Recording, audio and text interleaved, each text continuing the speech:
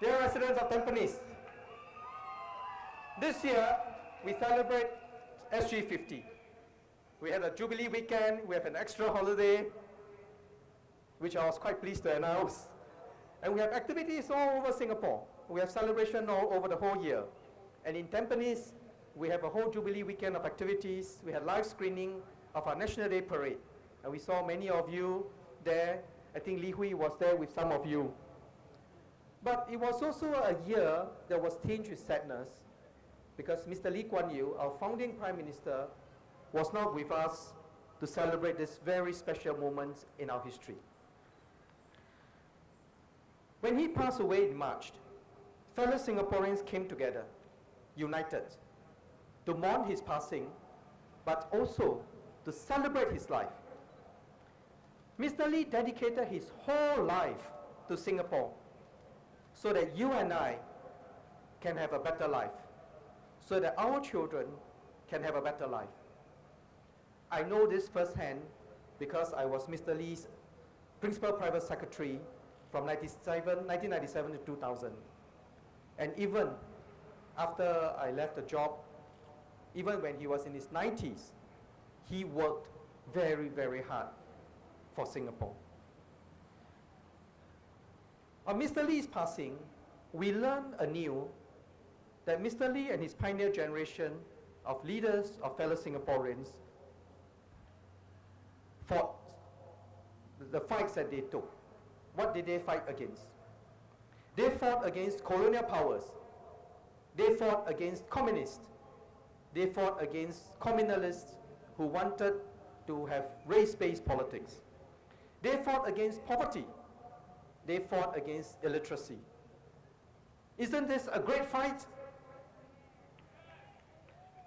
And what did they? So they fought against all those. What did they fight for? They fought for a multiracial society, for a fair and just society, for Singaporeans to determine our own fate, for us to achieve happiness, prosperity, and progress together. Do you think we have succeeded? Yes. We have made progress from third world to first in one generation. No other newly independent nation was able to do that. And we see this in Tampines, how it has grown. Mr. Ma was here 27 years ago and he saw Tampines grown over that time. Now, would you continue to fight for all these ideals? Yes. So indeed, in our SG50 year, we have much to celebrate. I spoke to many Singaporeans and asked them, what are we celebrating? What are worth celebrating? So many ideas. Better housing, better education, better healthcare, better jobs. And we celebrate our journey as one people. We celebrate how far we have come. We celebrate our multiracial harmony. We celebrate how we are able to connect with the world and yet maintain our bilingual policy and maintain our culture. We celebrate the fact that we are Singaporeans.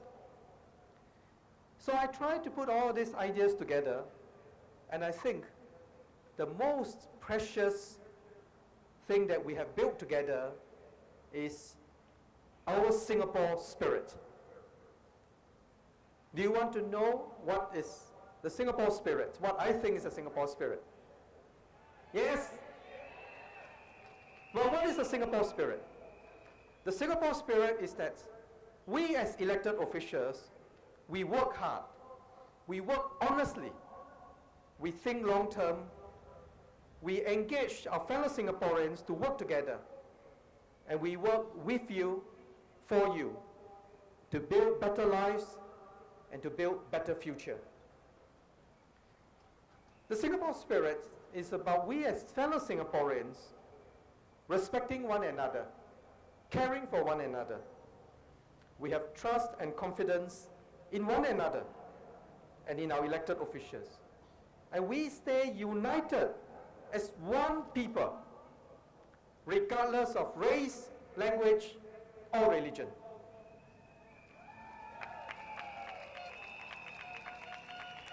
And the Singapore spirit is about elected officials and fellow Singaporeans working together in partnership to create a better future for ourselves, for our children. So do you like the Singapore spirit? Do you think we should build this Singapore spirit? Now, why is this Singapore spirit so important, and why is it such a valuable asset of Singapore? One day, I was in the US for official duty, and I flew from New York to San Francisco. I flew and flew and flew. I look out the window. Hours have passed, and I'm still in the United States of America. Long journey, and I'm still there. Then I came back to Singapore. It was a nice afternoon. The sky was clear. And then, as the plane was coming down, I first saw Jurong and our Jurong Industrial Estate. And from there, I looked out of the window and I saw Changi. So, in about a few minutes, I passed through Jurong, I saw Sentosa, I saw Marine Parade, and then I was at Changi Airport. And I said to myself, boy, we are really small. We are just such a tiny little red dot. And we really, as a tiny red dot, we can be bullied easily. I think many of our older generation remember that in the past, when we did not have new water, whenever our neighbors have trouble and they don't like us, they say, you naughty fellow, I'll teach you a lesson. I'll turn off the tap. And now we have new water, and our water technology companies are going all over the world. Isn't that great?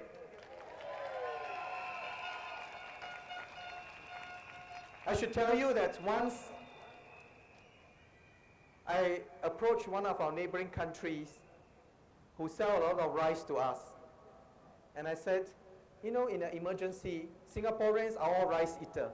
Whether they are Malay, Indians, or Chinese, we all eat rice. And we buy a lot of rice from you. So can we have an agreement that should there be any emergency, we have an agreement that you will supply Singapore some rice so that our people won't go hungry. So my counterpart says, we were good friends after working for a while together. I said, sure, that's a good idea. I'll put it up. So my good friend put it up to his bosses. And what happened? The politician said, why should we help Singapore? No agreement. So after I worked at it for months and months, no agreement. So we said, never mind. We will buy rice from all over the world. And we will buy wheat, we'll buy bread, we'll make chapati or whatever, we'll be all right. So that's how we stay united.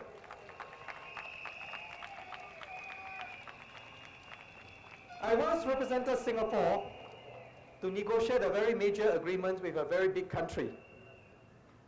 So after many, many months, we had an agreement, and it was a very fair agreement. We benefited, they benefited. So this official, the boss came down and said, no.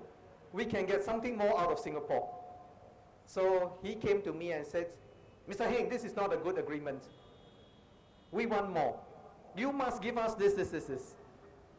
So I said, with all due respect, we have worked on it for months. I'm not going to change this because if I change it, it will not be to Singapore's benefit anymore. I came in good faith to negotiate with you. You benefit, your country benefits, Singapore benefit, your people benefit, our people benefit. I'm not going to change this. So I said, my flight takes off in 1.5 hours. I'm going to go off to the airport in half an hour. You think about it, I'm going up to my room to change, and I'm going for the airport.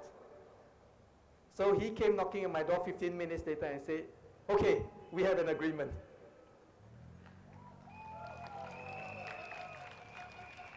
So You see, when you are a small little red dot dealing with big countries, dealing in a very hostile region, in a region that's very dynamic rather, very fast changing, volatile, and the only way that we can succeed is that first we make ourselves relevant to the world and we stay united so that together we can do more than what each and any one of us can do alone. And in fact, there is a Malay saying, Bersatu kita teguh, bercerai kita roboh. And in Mandarin, we say, 团结就是力量. So let us stay united. And that is why the Singapore spirit, this spirit of partnership, this spirit of trust among our people, regardless of race, language, or religion, and this spirit of trust between elected officials and our people, that we can stay united as one people, will allow us to continue to be among the best in the world.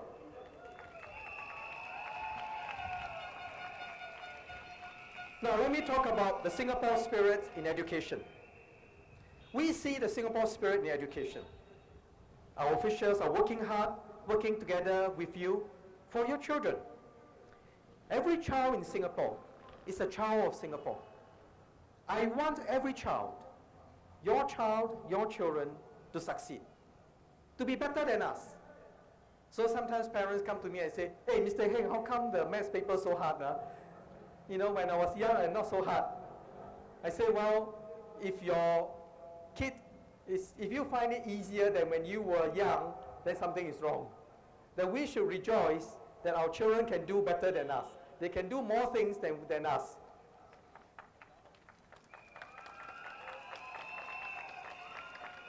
Recently, there was a study done by the OECD that showed that in the United Kingdom, the 50-year-old actually has higher skills in reading and in maths than the 15-year-old, which means that for 35 years, the standard has actually gone down. And I'm very confident that in our case, our 15-year-old will be far better than me, than those people of my age. And our teachers want your children to succeed. I want every child in Singapore to succeed, regardless of the starting point. Whether you're from a rich family, a poor family, whether you learn fast or you need more time. We will work hard to bring out the best in every child. And that is why when I say every school a good school, I am serious about it. I'm deeply committed to it. And that is why I move good teachers, principals, and get them to share good practices all over Singapore.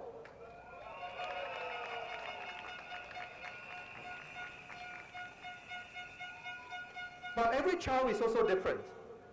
And therefore, we need to help everyone build a strong foundation that they can read, they can do math, they can think well, and most of all, they have the right values and they are of good character. And that is why earlier on I brought back the Hao Kong Ning, and I get our students to go and do community work so that they learn how to help others. They learn that they need to be kind toward others. And I'm happy to say that we are broadening the areas in which our students can be excellent. Music, arts, sports, science, literature, whatever subject. And therefore, I have expanded the number of awards for EduSafe. We have many more EduSafe awards under the EAGLES because I want to encourage our children to take part in CCA to develop leadership quality so that when they grow up, they learn the soft skills, they know how to interact with people, they know how to be leaders. And that's why we expanded pathways in Poly, ITE, and so on. And that is why we started Skills Future. And we encourage apprenticeship In fact, I was very happy one day I was doing my house visit. I met Mr. Jamil. And Mr. Jamil said, "Oh, my son is not back yet, but he'll be happy to see you." And then he said, "My son will come back in a few minutes' time." So a few minutes later, son came back, and then he came down to see me. And he was in his Kappa overall. So Shairu came and told me what a wonderful learning opportunity it has been to be in Kappa, because he learned and he applied and he gets better and better. And Kappa is a good company. So I'm very happy that Shairu is here with us tonight. Shairu, where are you?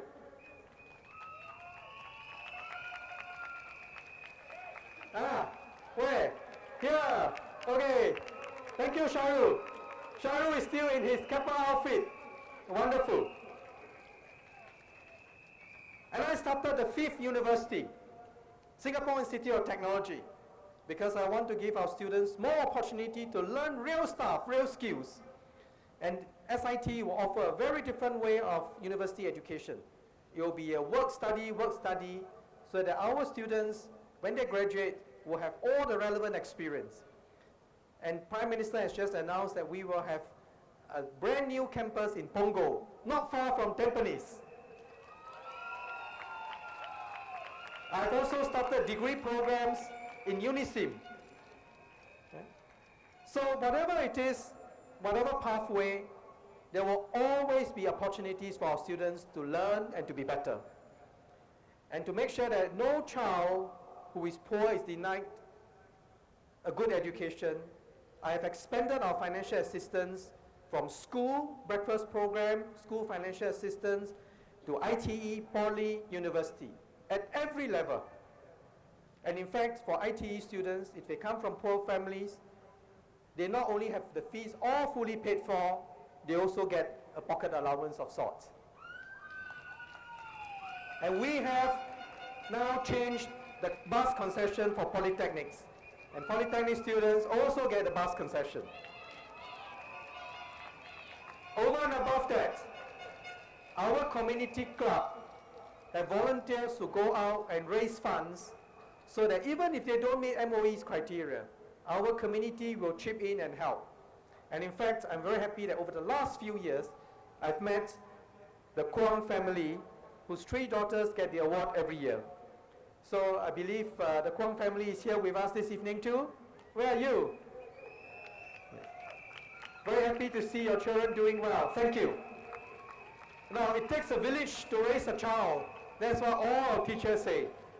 And I'm happy to see the Singapore spirit in education, where we show a lot of care and love for our children, where our teachers work very hard to work with you, where our parents, I know you are very concerned about your child's future, but together we can bring out the best in every one of our children.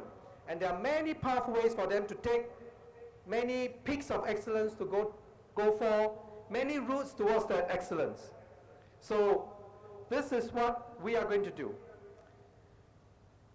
Later on, I will want to talk a bit more about our Singapore spirit in our national manifesto, what we are doing together to meet our national challenges. I spoke about this afternoon at UOB Plaza, and I will say it again later on, and I'll talk a bit more about our Tampines plan. Oh, thank you, fellow residents. I very much appreciate all of you standing the whole night for almost 3 hours now. That's a great Tampines spirit.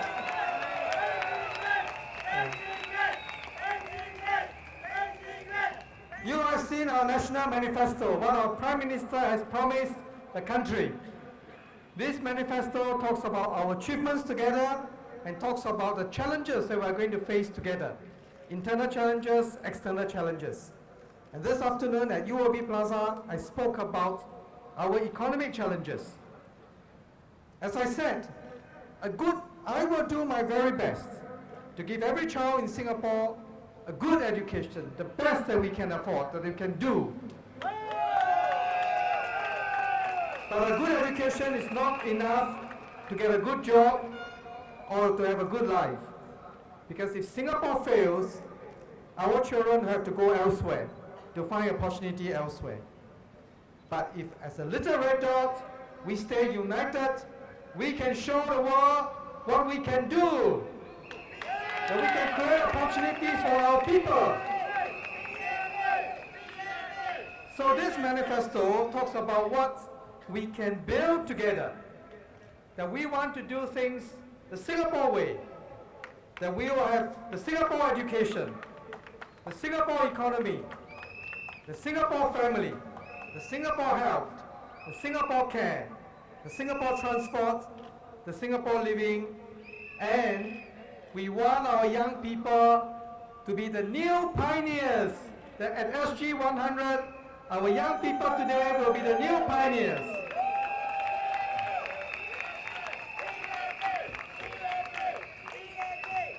For Tampines, we have our plan, and you will have received it. And our plan is about our home, our heart, our Tampines. What we have here has been inspired by you, because we see what you're doing. When we talk about our home, a town in a garden, you know that Singapore is a city in a garden. And we want to do better. That we want to have a town in a garden, to bring nature to our doorsteps, to have beautiful corridors, to have butterflies along our nature way. And in fact, we have many beautiful gardens maintained by our community in Tampines, such as the Harmony Gardens by Mr. Ismail and his team. Ismail, where are you? Okay, Ismail, thank you. Yeah. We have Mr. Liu Chi Fan, who maintains the Tampines Green Community Garden. And Mr. Liu is 71 years old. He maintains the garden 6 days a week. And when we have a vegetable harvest, he shares it with our residents. We have our Changkat Butterfly Garden, which will only get bigger and better. So thank you, Irene, for doing that. We want to build Tampines as a town with a lot of heart, the Singapore spirit. And again, we've been inspired by what you have done. You heard the stories from Mars, from Yam Keng, about residents helping one another, from Li Hui, from Desmond. And indeed, there are many, many exciting, inspiring, moving stories, such as our Neighbours Hub in Block A42, where residents come together and cook for the elderly, our Silver Connect in Changkat, our Good Neighbours Award. And recently, last year, I was walking along Tampines and I saw Madam Ratna and her family having a big Hari Raya celebration. So they invited me and invited many residents to be part of the celebration.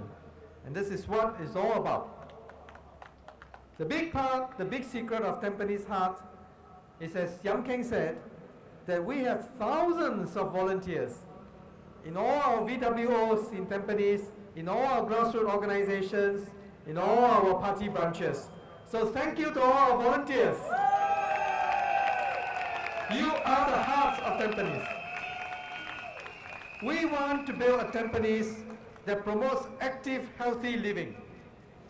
That you can walk around Tampines, and many of you would have seen the healthy pathway. Have you seen the green tag and the little machine that beep beep when you put your tag on it? No? Okay, better go and register at the CC. You have, thank you. The other day I met Mr. Yang, and Mr. Yang is 67 years old. Guess how many kilometers he walks every week using the healthy pathway? 4, 10, 22, 100 kilometers a week. One day the machine didn't work. So I said, oh, Mr. Yang, you must be very upset. He said, no lah, it's for my own good health. You know, I just want to challenge myself. I walk 100 kilometers. Well done. And as Masagos mentioned earlier on, we have a town hub. We have gotten 15,000 of our residents to give your ideas. First phase of the hub will be ready by end of 2016, and the next phase in 2017. We promised in 2011, Mr. Ma was with us, And he said, we will have a town hub. And we started work. Now, layer by layer, the hub is building up. And we will have a one-stop center, 5 level floors of library, 6 swimming pools, and 7th floor of buildings. We will have a 500-seat auditorium and an 800-seat hawker center. All for the family. We'll have child care, we'll have elder care, we will have a family medical center, we'll have a supermarket, and anything else you want? Let us know. Give us your suggestions. What else would you like to do there? And beyond that, we have decided that beyond the town hub, we'll do a Reimagine Tampines project. So we gathered lots of people to talk about this, but still not enough. We want more people to come and talk about it. So we are going to plant more trees all over Tampines. We are going to have more walkways, covered walkways, from MRT station, within 400 meters, from bus interchanges, to make it easy for Tampines residents. Earlier on, Mars mentioned that Tampines have many firsts. We won the first we won the UN Habitat Award way back in 1992. We were the first cycling town, thanks to Irene's efforts. We have the first town hub, thanks to Mr. Ma, when he was Anchor Minister. I'm very happy to tell you that the candidates are planning to start something special. Have you heard of the Singapore Kindness Movement? Yes, where we want to encourage people to be kind to one another, to recognize acts of kindness, and to promote kindness among our children, among our residents. We have so many good neighbor stories that I think we should start a Tampines Kindness Movement. So when the world visits Tampines, they will not only see a town in a garden, they will not only see the town hub, they will meet lovely Tampines residents who are kind, who are gracious, who are big-hearted, who help one another, who cheer one another on.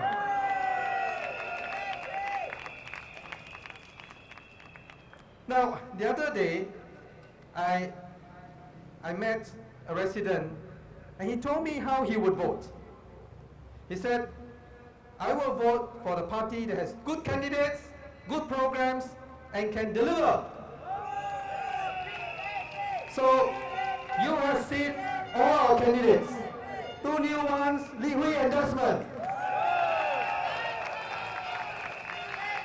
You know Yang King. And you know Masagos. And you know Masagos flies the Singapore flag all over the world as foreign minister, and he keeps Singapore safe as home minister. And you know me as education minister and as an MP. You have seen our program for the country, to take the country forward, to build a better future for Singaporeans and for our children. You can read all the details of what we are going to do in Tampines, and this is our promise.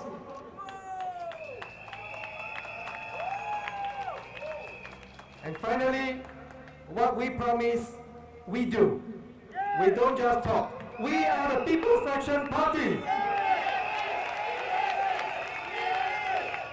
So this GE is about selecting a team who can best serve you as serve our residents in Tampines. It's about selecting a government that can take Singapore forward for the next 50 years.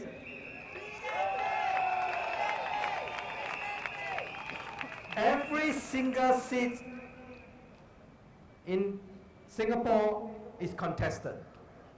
So we are taking every contest in every district, in every constituency seriously. And as the Prime Minister said, if we do not vote wisely, we may wake up tomorrow morning and find that someone else, another party, a coalition party is in power, and that the PAP is out.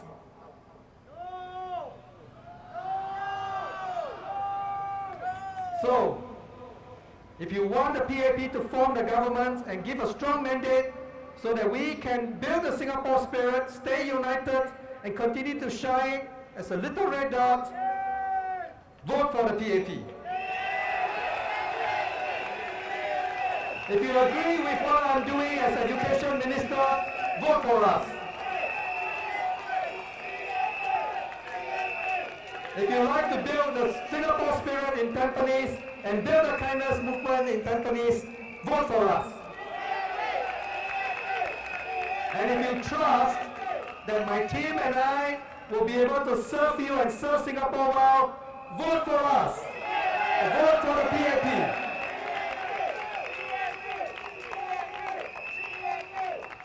Thank you so much for being with us tonight. You have been wonderful. And to all our elderly Akong Amas who have been standing or sitting, thank you also to all our Akong Amas for being with us. Thank you to those who came with your children and your baby.